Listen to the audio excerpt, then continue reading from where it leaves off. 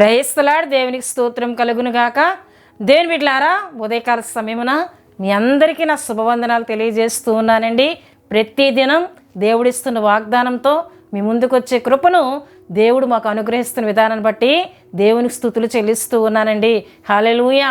దేవుని బిడ్డలారా, మీలో చాలామంది మా కొరకు ప్రార్థన చేయండి అని మీ ప్రార్థన విన్నపాలు తెలియజేస్తూ ఉన్నారు.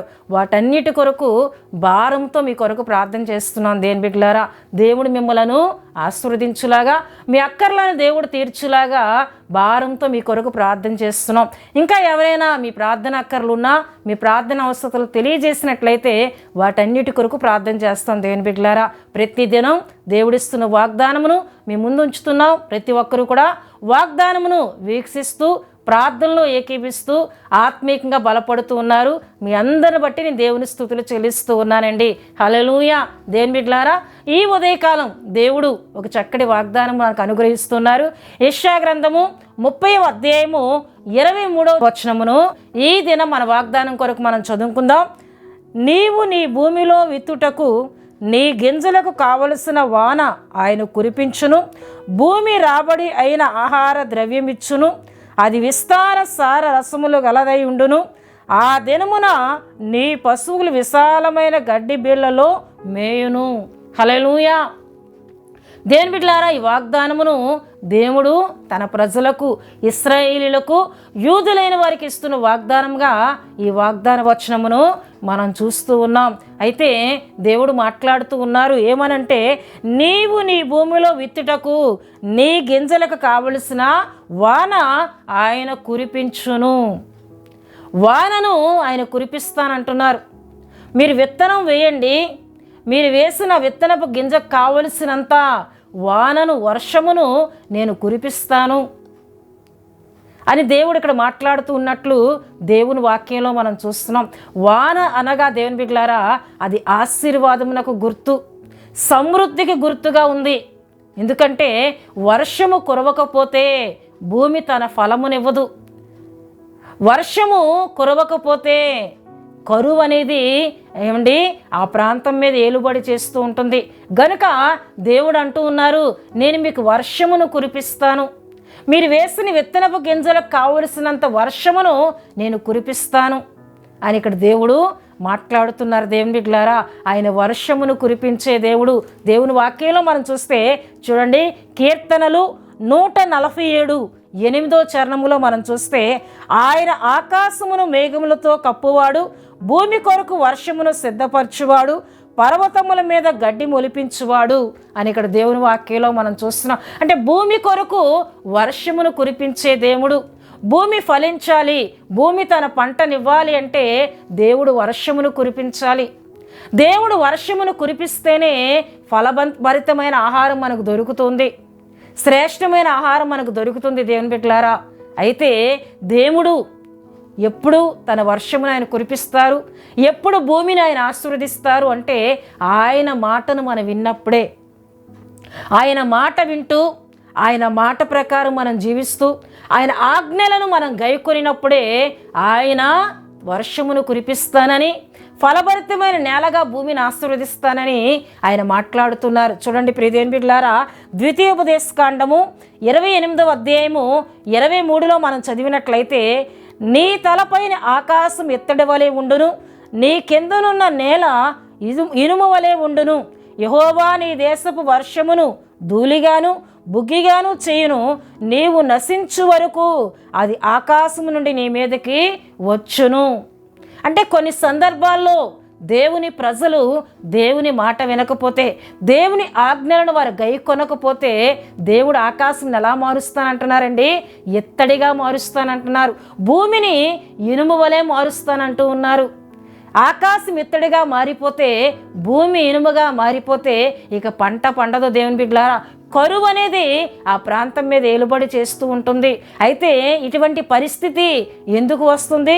15వ వచనంలో మనం చూస్తే, నేను నేడు నీకు ఆజ్ఞాపించు ఆయన సమస్తమైన ఆజ్ఞలను కట్టడాలను నీవు అనుసరించి నడుచు కొనవలనని నీ దేవుడని యెహోవా నీకు సెలవిచ్చిన మాట వినని ఎడల ఈ శాపములన్నీ నీకు సంభవించును. ఎవరైతే ఆయన మాట వినరో, ఆయన కట్టడాలు గైకొనరో, ఆయన ఆజ్ఞలను గైకొనరో ఏమండి వారి యొక్క ప్రాంతం మీద, వారి పట్టణముల మీద దేవుని శాపము నిలుస్తుందని ఇక్కడ దేవుడు మాట్లాడుతూ ఉన్నారు. దేవుని బిడ్డలారా, ఆకాశం ఇత్తడిగా మారిపోతే, భూమి ఇనుముగా మారిపోతే ఏమండి బహు క్షామకాలం వస్తుంది. ఘోరమైన క్షామకాలం ఏలుబడి చేస్తుంది, కష్టకాలం ఏలుబడి చేస్తుంది, శ్రమకాలము, కరువు, ఆకలి దప్పులతో ప్రజలు అల్లాడే పరిస్థితులు వస్తాయి. దేవుని బిడ్డలారా, కానీ ఆయన మాట విని ఆయన ఆజ్ఞలను, ఆయన కట్టడాలను ఎవరైతే గైకుంటారో వారిని దేవుడు ఎలా ఆశీర్వదిస్తానంటున్నారండి. మనం చూసినట్లయితే మనం చదువుకున్నాం ఏదైనా వాగ్దానం, నీవు నీ భూమిలో విత్తుటకు నీ గింజలకు కావలసిన వాన ఆయన కురిపించును. హల్లెలూయా. నీ గింజలకు, నీ విత్తనములకు కావలసిన వర్షమును ఆయన కురిపిస్తానంటూ ఉన్నారు, ఆశీర్వదిస్తానంటున్నారు. నీ భూమి పంటను దేవుడు దీవిస్తానంటూ ఉన్నారు. ఆయన మాటను వినినట్లయితే భూమి రాబడి అయిన ఆహార ద్రవ్యమిచ్చును. అంటే నువ్వు వేసిన విత్తనమునకు, ఆ విత్తనపు గింజలకు కావలసిన వర్షమును దేవుడు ఎప్పుడైతే కురిపిస్తారో ఆ పంటటండి దేవుని బిడ్డలారా రాబడి కలిగిన ఆహార ద్రవ్యము. అంటే ఆ పంట పండగా వారు తిని తృప్తి చెందగా దానిని వారు అమ్మి కావలసినంత రాబడిని, ద్రవ్యమును ఆ కుటుంబానికి దేవుడు ఇస్తానని ఇక్కడ వాగ్దానం చేస్తూ ఉన్నారు. అది విస్తార సార రసములు గలదై ఉండును. ఆ దినమున నీ పశువులు విశాలమైన గడ్డి బీలలో మేయును. అంటే నీ పశువులకు సైతము నేను పచ్చని గడ్డినిస్తాను, విశాలమైన స్థలములలో నీ పశువులకు కావలసిన మేతను నేను దయచేస్తాను అని దేవుడు ఇక్కడ మాట్లాడుతున్నారు. ఎప్పుడు ఇవన్నీ నెరవేరుతాయంటే దేవుడు వర్షమును కురిపించినప్పుడే, దేవుడు వర్షమును కురిపించినప్పుడే అని ఇక్కడ దేవుని వాక్యంలో మనం చూస్తున్నాం. అయితే దేవుని బిడ్డలారా, వర్షం అనగా అది ఆశీర్వాదమునకు గుర్తు, ఫలభరితమైన దీవెనకు గుర్తు అని మనం చెప్పుకున్నాం. దేవుని బిడ్డలారా, అయితే వర్షము ఆశీర్వాదమునకు, ఫలభరితమైన ఆశీర్వాదమునకు గుర్తు అని మనం చెప్పుకుంటున్నాం.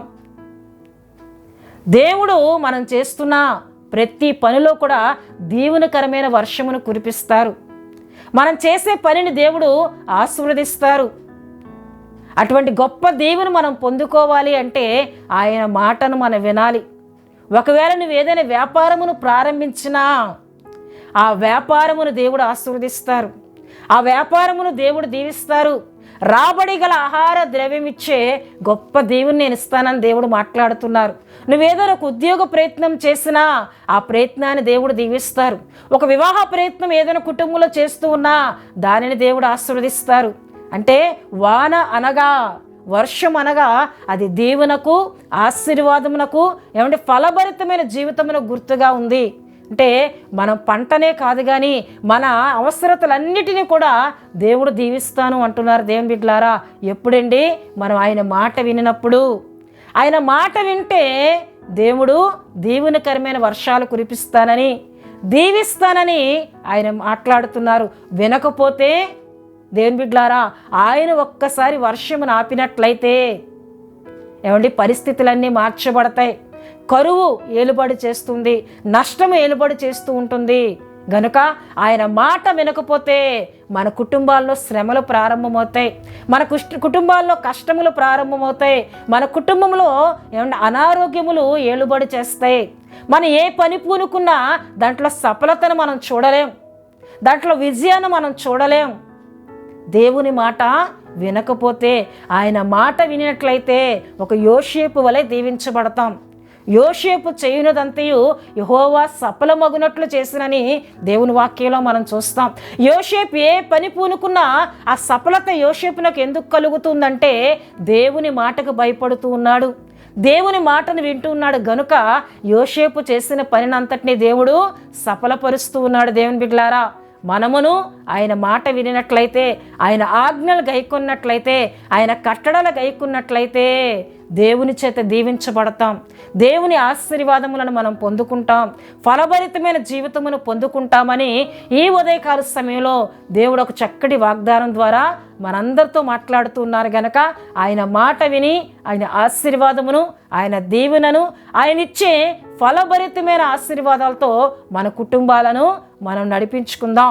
దేవుడు తన వాగ్దాన మాటలను దీవించునుగాక. ఆమేన్. దేవుని బిడ్డలారా, మీ అందరి కొరకు నేను ప్రార్థన చేస్తూ ఉన్నాను. ప్రార్థనలో నాతో ఏకీవించాలని ప్రభు పేరిట తెలియజేస్తూ ఉన్నానండి. పరిశుద్ధుడా, ప్రేమ కలిగిన తండ్రి, కృప కలిగిన యేసయ్యా, మీకు స్తోత్రములు చెల్లిస్తూ ఉన్నాను నాయన. ఉదయకాలం ఒక చక్కటి వాగ్దానం ద్వారా మా అందరితో మీరు మాట్లాడారు ప్రభువానికి స్తోత్రాలు. నిజమే, మేమే పని నన్ను తలపెట్టినా వాటిలో సఫలతను మేము చూడాలి, విజయాన్ని మేము చూడాలి, దేవుని మేము చూడాలంటే మీ మాటను మేము వినాలి, మీ ఆజ్ఞలను మీ కట్టడాలు మేము గైకొనాలి. అప్పుడే ప్రభువా మేము దీవించబడతాం, శ్రేష్టమైన ఆహారం మేము పొందుకోగలం ప్రభువా. అయ్యా, అటువంటి వాగ్దానం ద్వారా మా అందరితో మీరు మాట్లాడినందుకు మీకు స్తుతులు చెల్లిస్తున్నాను. మీ మాట విని ఈ వాగ్దానంలో ఉన్న ప్రతి దీవెనను పొందుకునే కృప దయచేయండి. ఈ వాగ్దాన మాటలు విన్నా వీళ్ళందరినీ ఆశీర్వదించమని ప్రార్థిస్తూ ఉన్నాను. ప్రభా, దినమంతయు మీ కృప, మీ కాపుదల, మీ సంరక్షణ, మీ తోడు కలుగు చేయమని ప్రార్థిస్తున్నాను. రాకపోకల్లో ప్రయాణంలో ఉన్న వారికి మీ సన్నిధిని తోడుగా ఉంచండి. అయ్యా, ఈ ప్రార్థనలో ఏకీభిస్తున్న వారిలో ఎవరైనా బలహీనులుగా ఉండినట్లయితే మీ గాయపడిన హస్తం ద్వారా వారి సర్వ శరీరములు తాకమని ప్రార్థిస్తున్నాను. ఎంతోమంది వారి ప్రార్థన అక్కర్లు తెలియజేస్తున్నారు. వాటన్నిటినీ యేసుక్రీస్తు నామములో సఫలపరచండి. వాటన్నిటినీ యేసుక్రీస్తు నామములో నీ బిడ్డలకు దయచేయమని ప్రార్థిస్తున్నాను. దినమంతా నీ కృపతో నింపమని, మీ సన్నిధి మీ బిడ్డలకు తోడుగా ఉంచమని యేసు నామములో అడుగుచున్నాం తండ్రి. ఆమేన్. యేసు రక్తమే జయం, ప్రభేసు రక్తమే జయం. ప్రభేసు రక్తం సంపూర్ణమైనది, అపవాది క్రియలకు అనంత నాశనం కలుగునుగాక. ఆమేన్, ఆమేన్, ఆమేన్. దేవుడు మిమ్ములను మీ కుటుంబములను దీవించునుగాక. ఆమేన్.